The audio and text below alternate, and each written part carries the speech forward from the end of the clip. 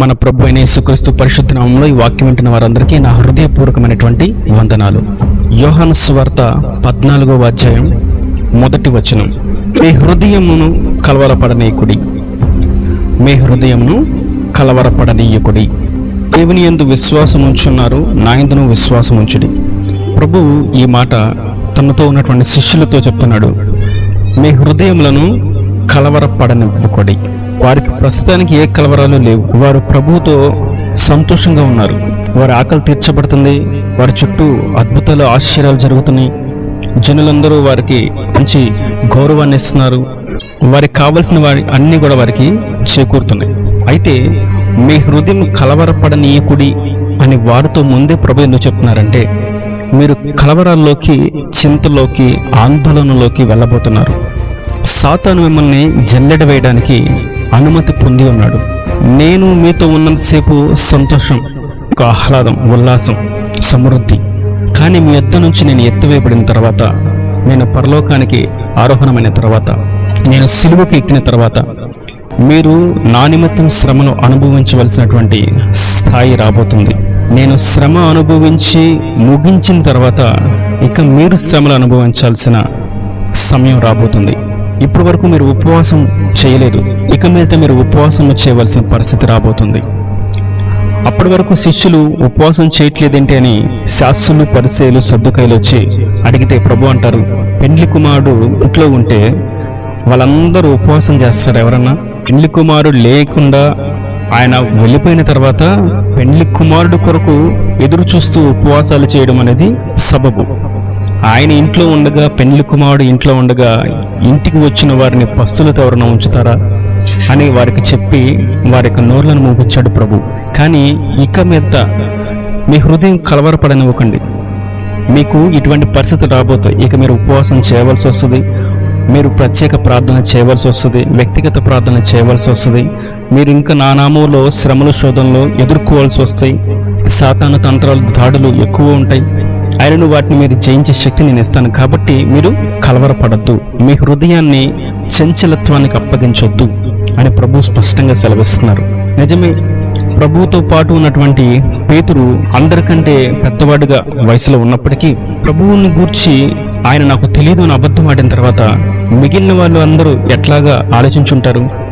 ఇంత పెద్ద ఆయనే అబద్ధమాడాడు, భయపడిపోయాడు, తన శరీరాన్ని, తన ప్రాణాన్ని రక్షించుకోవడానికి క్రీస్తుని ఎరుగును అన్నాడు, మనమే పాటివారము అని పేతురును అనుసరించి ఉండుండొచ్చు. దానికి స్పష్టమైన వివరణ మనం చూడాలంటే, ఆయనను సిలువ వేయడానికి రోమా సైన్యం తీసుకెళ్తున్నప్పుడు శిష్యులందరూ ఆయనను విడిచి పారిపోయారు అని వాక్యంలో మనం చదువుతాం. నిజమే, అందరూ విడిచి వెళ్ళిపోయారు. ఇప్పుడు ఎవరికి వారు ఒంటరిగా ఉన్నారు. ఇప్పుడు వారి హృదయం కలవరపడుతుంది, కలత చెందుతుంది, ఆందోళనలో ఉంది. నేను ఈ వాక్యం ఏంటి మీతోను ప్రభు సెలవిస్తున్నాడు. ప్రభు యొద్దకు వచ్చిన తర్వాత శ్రమలు, శోధనలు, ఆందోళనలు, కంగారులు, ఇబ్బందులు, ఇరుకులు, బాధలు, వేదనలు ఎక్కువ అవుతున్నట్లుగా అనిపిస్తుందా? ఎస్, ఒకవేళ ఎక్కువ అవుతున్నట్టు అనిపిస్తున్నా కలవరపడద్దు. ఎందుకంటే విశ్వాసం నా యందు ఉంచండి, నేను ఎక్కడికి వెళ్ళలేదు, మీ మధ్యనే ఉన్నాను. ఆనాడు శిష్యులు కూడా కలతతో, కంగారుతో, ఏడుస్తూ ఉంటే, 4 గోడల మధ్య బిక్కుబిక్కుమంట భయముతో ఉంటే వారి మధ్యలోకి ఆయన వెళ్ళి అంటాడు, మీకు సమాధానం కలుగునుగాక, మీ హృదయాలు తెప్పరిల్లునుగాక, మీకు సంతోషం కలుగునుగాక, మీకు ఈ దినము శుభదినముగా మార్చబడునుగాక, మీకు ఈ దినము ఆశీర్వాద దినముగా ఉంటుంది, కృపతో నింపబడింది అని వారి మధ్యకి వెళ్ళి వారిని ఆశీర్వదిస్తున్నాడు. వారు అనుకుంటున్నారు ఇప్పటి వరకు ఉన్నటువంటి ప్రభు మాతో లేరు అని వారు అనుకుంటుంటే ఆయన అంటారు, నేను మీ మధ్యనే ఉన్నాను, విశ్వాసం ఉంచండి, మీ హృదయాన్ని కలవరపడనివ్వద్దు. ఇప్పటి వరకు ఎటువంటి భక్తి చేశారో, ఇప్పటి వరకు ఎలాగ నాతో ఉన్నప్పుడు ఎలాగ జాగ్రత్తగా మీ దేహాలను కాపాడుకున్నారో, మీ ఆత్మ విషయం మీరు ఎలా జాగ్రత్తగా ఉన్నారో, ఇప్పుడు ఇంకా మరీ ఎక్కువగా మీరు జాగ్రత్తగా, మరీ ఎక్కువగా జాగరూకత కలిగి మీరు భక్తులు ముందుకు సాగాలి అని శిష్యులకు బోధించి ఆయన వారిని విడిచిపెట్టి వెళ్ళక పరిశుద్ధాత్మను వారికి వరముగా ఇచ్చి అప్పుడు ఆయన వారిని దీవించాడని వాక్యంలో మనం చదువుతాం. కాబట్టి మీ హృదయాలను కలవరపడనివ్వకండి. ప్రభు మనకు తోడుగా ఉన్నాడు. ప్రభు మీతోనూ ఉన్నాడు. మత్తయి సువార్త 6వ అధ్యాయం మనం చూస్తాం. 25, 27 వచనాల్లో దేని గురించి మీరు కలవరపడద్దు, ఆందోళన చెందొద్దు, చింతించొద్దు. మీకు ఏది కావాలో అన్నీ నా ప్రభువుకు తెలుసు. వస్త్రం గురించి అయినా, ఆహారం గురించి అయినా, ఆరోగ్యం గురించి అయినా, వివాహం గురించి అయినా, సంతానం గురించి అయినా, ఉద్యోగ విషయం గురించి అయినా, వ్యాపారమైనా, ఏదైనా దేని గురించి చింతించాల్సిన అక్కర్లేదు. మీకు ఎప్పుడు ఏది కావాలో అది నాకు తెలుసు అని ప్రభు స్పష్టంగా చెప్తున్నారు. మీరు చింతించొద్దు. మీరు కలవరపడడం వల్ల, ఆందోళన చెందడం వల్ల మీ ఎత్తు ఏమి పెరగరు. 1 ఇంచైనా మీరు ఎత్తు పెరగరు. మరియు ఫిలిప్పీలకు రాసిన పత్రికలో మనం చూస్తాం 4వ అధ్యాయం 6-7 వచనాల్లో, దేని గురించి మీరు కలవరపడద్దు, చింతించొద్దు. మీ యొక్క మనవులన్నీ, మీ యొక్క విన్నపాలన్నీ, మీ యొక్క వ్యాకులత అంతా ప్రార్థనలో కృతజ్ఞతాపూర్వకంగా ఆయనకు అప్పగించండి. అప్పుడు దేవుని యొక్క సమాధాన సంతోషాలు మీ హృదయాన్ని సమృద్ధిగా ఏర్పడిచేస్తాయి. అందుకే మనం ప్రార్థన చేసేటప్పుడు కృతజ్ఞత ప్రార్థన చేయాలి. అయ్యా ఉద్యోగం ఇవ్వు, ఇచ్చేసేయి, వచ్చే వారం ఇచ్చేసి, వచ్చే నెల ఇచ్చేసి అని అడగడం మటుకు కాదు. కానీ నాకు ఉద్యోగం ఇవ్వు ప్రభువా, నాకు ఇచ్చినందుకు నీకు స్తోత్రాలు. నాకు సంతానం ప్రభువా, నాకు ఇచ్చినందుకు నీకు స్తోత్రాలు. నా వ్యాపారాన్ని దీవించు ప్రభా, నా వ్యాపారాన్ని నువ్వు దీవించినందుకు నీకు వందనాలు. నాకు వివాహం జరిగించు ప్రభా, నాకు చక్కని ఆత్మ సంబంధాన్ని వివాహాన్ని మీరు జరిగించినందుకు నీకు కృతజ్ఞతాస్తుతులు. జరగని విషయాన్ని జరిగినట్లుగా దేవునికి కృతజ్ఞతాస్తుతులు చెల్లించడంలోనే గొప్ప ఆశీర్వాదం ఉంది. ఆ కలవరాలన్నీ కొట్టివేయబడేటువంటి ఆధ్యాత్మిక పరిపక్వత ఆ మాటలో ఉంది, కృతజ్ఞత. కాబట్టి విశ్వాసము, కృతజ్ఞత అనేది ఆత్మీయ క్రైస్తవుని జీవితంలో పుష్కలంగా ఉన్నట్లయితే వారు కలవరపడరు, చింతించరు, ఆందోళన చెందరు. వారి ఎదుట ఎవరున్నారో, వారితో ఎవరున్నారో, వారి లోపల ఎవరున్నారో వారికి బాగా తెలుసు. అందుకే పౌలు అంటాడు, నేను దేని గురించి భయపడను, నన్ను ఎవరు పిలిచారో నాకు తెలుసు, నేను ఎందుకు ఈ సేవలోకి వచ్చానో నాకు తెలుసు, నేను చనిపోయిన తర్వాత ఎక్కడికి వెళ్తానో కూడా నాకు తెలుసు. నాకు స్పష్టత ఉంది. నన్ను పిలిచిన వాడు నమ్మదగిన వాడు, నేనేం భయపడుతున్న అవసరత అక్కరత లేదు అని అంటారు.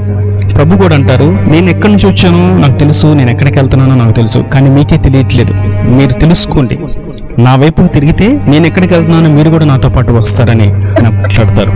పేతురు రాసిన మొదటి పత్రిక 5వ అధ్యాయం 7వ వచనంలో కూడా మనం చూసినట్టయితే, మిమ్మల్ని గురించి ఆయన చింతిస్తున్నాడు కాబట్టి మీరు చింతించాల్సిన అవసరం లేదు, మీ చింత యావత్తు ఆయన మీద వేయండి అని ఉంటుంది. మనల్ని గురించి ఆయన చింతిస్తున్నప్పుడు, ప్రభువే చింతిస్తున్నప్పుడు ఇంకా మనం చింతించాల్సిన అవసరం ఏంది? పిల్లలు స్కూల్కి వెళ్ళారు, ఫీజులు కట్టాలన్న విషయం తల్లిదండ్రులకు తెలుసు. తల్లిదండ్రులు దాని గురించి ఆలోచిస్తారు, కానీ పిల్లలు ఆలోచించాల్సిన అవసరం ఏంటి? పిల్లలు చేయవలసిన చదువుకోవడం మట్టుకే. స్కూల్లో వేసిన వాళ్ళు ఫీజులు కట్టలేరా? విత్తనం వేసిన వాడు దానికి నీరు పోయడా? నీరు పోసిన వాడు దానికి నాడు కట్టడా? నాడు కట్టిన వాడు దానికి కంచె వేయడా? ప్రభు మనల్ని నాటాడు ఈ భూమి మీద. క్రైస్తవునిగా మనల్ని నాటినప్పుడు మనకు కావలసిన నీరును ఆయన పోస్తాడు. మన చుట్టూ ఆయన అంటు కడతాడు. ఆయనతో పాటు మన చుట్టూ ఆయన కంచె వేస్తాడు.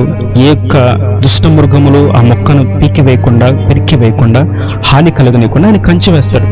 ఇవన్నీ యజమానుడి యొక్క గుణం, ఆయన క్యారెక్టర్, అది ఆయన యొక్క వ్యక్తిత్వమే. అది తన ప్రజలను కాపాడడం. వ్యవసాయం చేసే వారికి వారి యొక్క వ్యక్తిత్వం ఏంటంటే, వారికి ఉద్దేశం ఏంటంటే చక్కగా పంట చేతికి అందాలి. దాని కొరకు ప్రయాసపడతారు. దాని వాళ్ళకి వెళ్ళి మనం ప్రత్యేకంగా చెప్పవలసిన లేదు, మీరు మొక్క విత్తనం వేశారు, ఈ పంట జాగ్రత్తగా కాపాడుకోండి, కంచి వేయండి, నీరు కట్టండి, మీరు ఎరువులు వేయండి అని మనం వారికి చెప్పాల్సిన అవసరం. అవన్నీ వాళ్ళకి తెలుసు కాబట్టి వారు ఆ పని చేస్తున్నారు. ఒక మెకానిక్ దగ్గరికి వెళ్ళి బండి రిపేర్ అయితే, కారు బాగా రిపేర్ చెయ్యి, ఈ టైర్కి ఇలాగా స్క్రూ ఫిట్ చెయ్యి, పైనుంచి అలాగా మేకును పెట్టు, ఇవన్నీ వాళ్ళకి చెప్పవసరం. ఆ పని చేయడానికి వాళ్ళు ఉన్నారు, ఆ పనులన్నీ వాళ్ళకి తెలిసి ఎలా చేయాలో. కాబట్టి ప్రభువు మనల్ని సృష్టించాడు, మన గురించి పూర్తిగా ఆయనకు తెలుసు, మనకి ఏది కావాలో ఆయనకు తెలుసు. కాబట్టి మనం కలవరపడాల్సిన అక్కర్లేదు. మీ హృదయములను కలవరపడనివ్వకండి. అది ఏ విషయమైనా, పిల్లల మాట వింటలేదా, ఆరోగ్యం కుదుటపడట్లేదా, కుటుంబంలో సమాధానం లేదా, కష్టార్జితం అంతా చిల్లు సంచులో వేసినట్లు అవుతుందా, సంపాదన అంతా వ్యర్థమైపోతుందా, భర్త తాగుడు వ్యసనాల నుంచి, వ్యభిచార కోపం నుండి బయటకు రావట్లేదా, భార్య లోబడట్లేదా, ఇష్టానుసారంగా ప్రవర్తిస్తుందా, మీ వ్యాపారం ఏమాత్రం ఆశీర్వాదకరంగా లేదా, దినదినము నష్టమే చవి చూడాల్సి వస్తుందా, కలవరపడనివ్వకండి. మీ హృదయములను కలవరపడనివ్వకండి. నా ప్రభువు యందు మీరు విశ్వాసం ఉంచండి. ఆయన కలవరపడనివ్వకుండా ఆయన హృదయమును సంతోషింపచేస్తాడు, పెదవుల మీద నవ్వును పెడతాడు.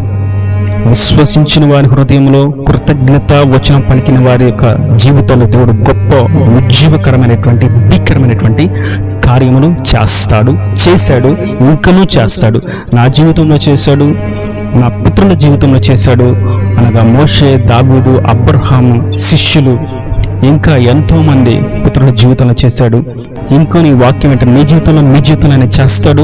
మన తర్వాత తరములు కూడా ఆయన చేస్తాడు. ఆయన చేయదగిన వాడు. యేసుక్రీస్తు నిన్న నేడు నిరంతరం ఏకరీతిగా ఉన్నవాడు. ఆయన మార్పు లేనివాడు. ఈయన దేవుని మాటలు ప్రతి వారి హృదయంలో నిలకట్టు ఫలింపచేయగాక. తలలు వంచి కళ్ళు మూసేట్లయితే మీ కొరకు చిన్న ప్రార్థన. ప్రేమ స్వరూపీకరణ కటాక్షం గల తండ్రి నా ప్రభువా, ఇప్పటివరకు వాక్యం విన్న ప్రతి ఒక్క బిడ్డను మీరు ఆశీర్వదించండి. హృదయంలో దేని విషయంలో కలవరపడుతున్నాయో ప్రభువా, వారి యొక్క కలవరాల అంతటి నుంచి వారిని విడిపించండి. సమాధాన సంతోషాలు వారు కలుగ చేయండి. వారికి నెమ్మదిని దయచేయండి. వారిని దీవించండి, ఆశీర్వదించండి. శుభ సూచనగా వారిని ఉంచండి. ఆశీర్వాదానికి కారణంగా వారిని ఉంచండి. వారి ద్వారా అనేకులు ఆశీర్వదించబడినట్టుగా మీరు ఆశీర్వదించండి. వివాహాలు కానీ, వ్యాపారాలు కానీ, ఉద్యోగాలు కానీ, సంతానం కానీ, కుటుంబంలో సమాధానం కానీ, ఐక్యత కానీ, చీకటి క్రియల నుంచి విడుదల కానీ, అన్ని విషయాల్లో జనులకు నెమ్మదిని దయచేయని వారు ఆశీర్వదించి నీ వాక్యాలు వారి హృదయంలో బలంగా ప్రభావవంతంగా పనిచినట్లుగా మీరు దీవించి ఆశీర్వదించమని, అక్కడ రాజ్యం కూడా సిద్ధపరచమని యేసు పరిశుద్ధ నామమున ప్రార్థించి వేడుకొని పొందుకునే నామ తండ్రి. ఆమేన్, ఆమేన్.